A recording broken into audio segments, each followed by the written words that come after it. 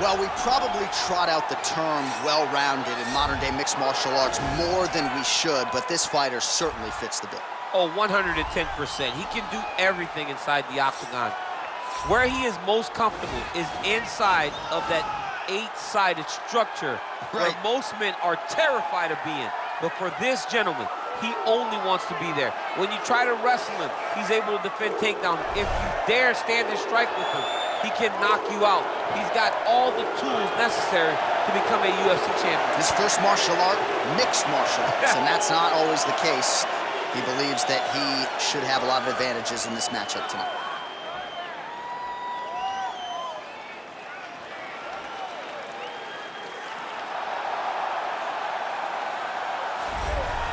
Well, always exciting when this guy shows up on the fight card, Daniel. He is a true mixed martial artist. Not really any glaring weaknesses, at least, that he's put on film thus far.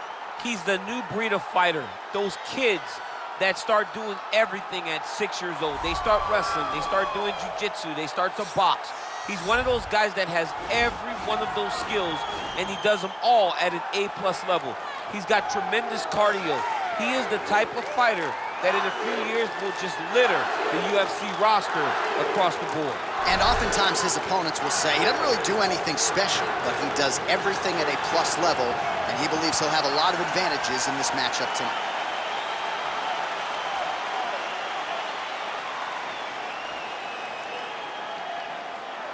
Our tale of the tape for this welterweight fight. So a more than 5-year gap between these two fighters when it comes to the age. Some differences in height and reach. To get us started with the official introductions, Bruce Buffer. Ladies and gentlemen, this fight is 3 rounds in the UFC welterweight division. Introducing first, fighting out of the blue corner, a mixed martial artist holding a professional record of 10 wins, no losses. He stands 6 feet 2 inches tall, weighing in at 170 pounds. Fighting out of Stockholm, Sweden, Hamzat Chimaev! And now introducing his opponent, fighting out of the red corner, a mixed martial artist holding a professional record of 20 wins, 4 losses. He stands 5 feet 10 inches tall, weighing in at 170 pounds. Fighting out of Boca Raton, Florida, Gilbert Berns!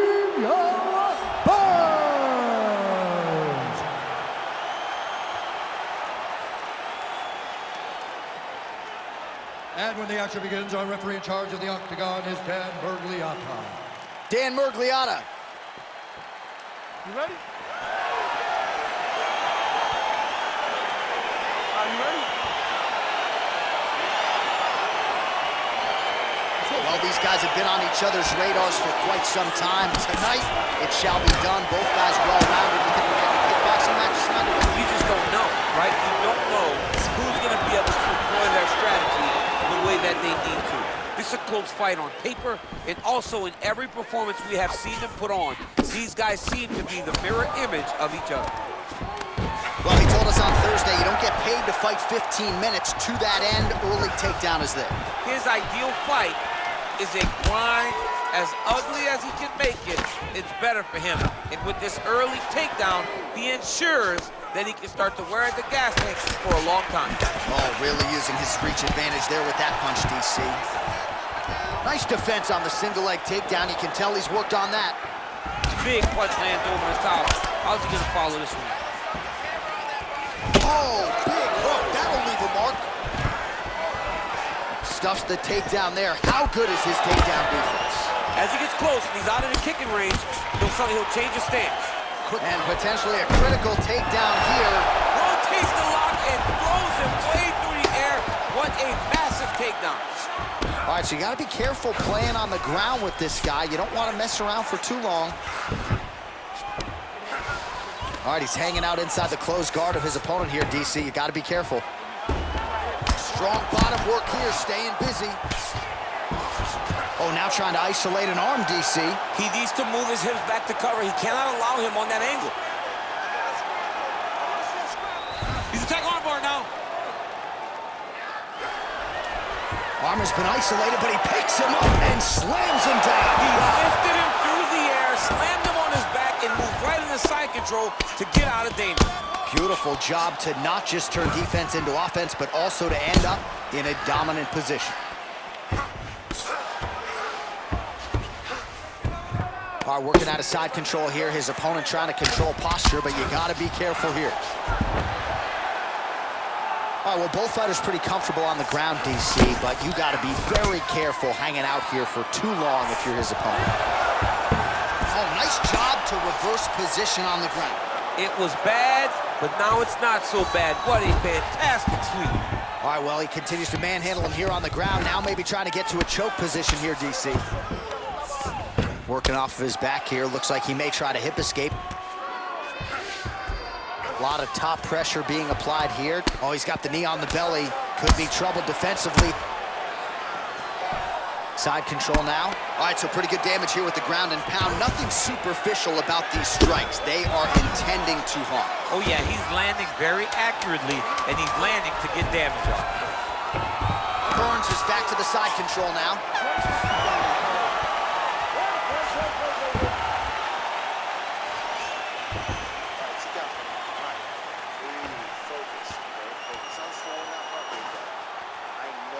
All right, so there's the horn. That means it's the end of the round, and a lot of good offensive wrestling work from him over those previous 5 minutes. I mean, great offensive wrestling. Every time he changed levels and got to his opponent's legs, he was able to secure the takedown. Let's see what type of fatigue his opponent will carry into the next round. So here we are as our next round gets underway. I would have tapped in that previous round, by the way. I would have tapped. It was so tight. I cannot believe that he got out of that submission.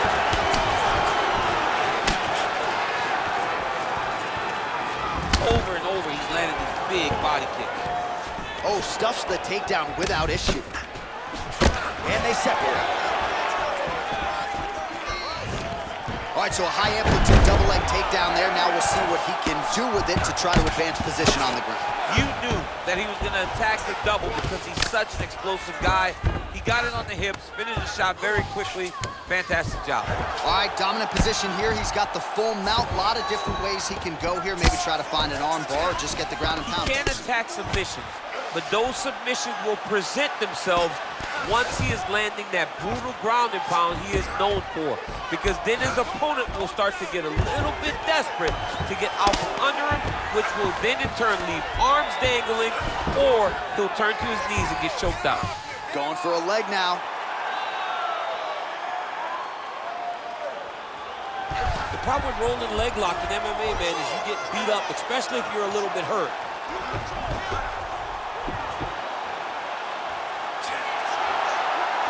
And this might just be a matter of time.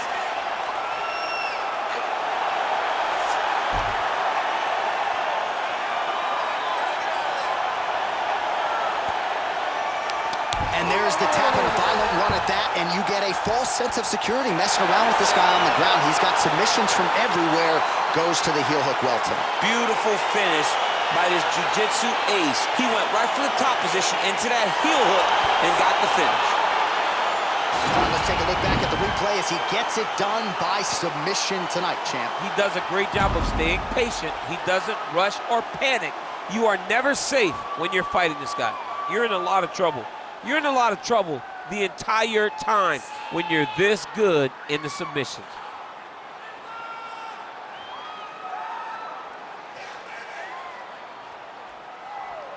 So there he is, your winner by submission tonight, and that is how you put the rest of the division on notice. A huge result for him here tonight.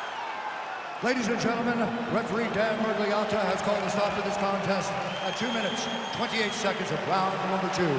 Declaring the winner by tap out due to a heel hook, Gilbert the Ring Well, the celebration is on in his corner, and hard to blame these guys, sort of waiting to exhale, get a huge win tonight, and not just the win, but they get it by submission. They knew what they had in front of them. They knew how tough a competitor his opponent was, but they also knew that if they could get this fight to the ground, they could find a submission. They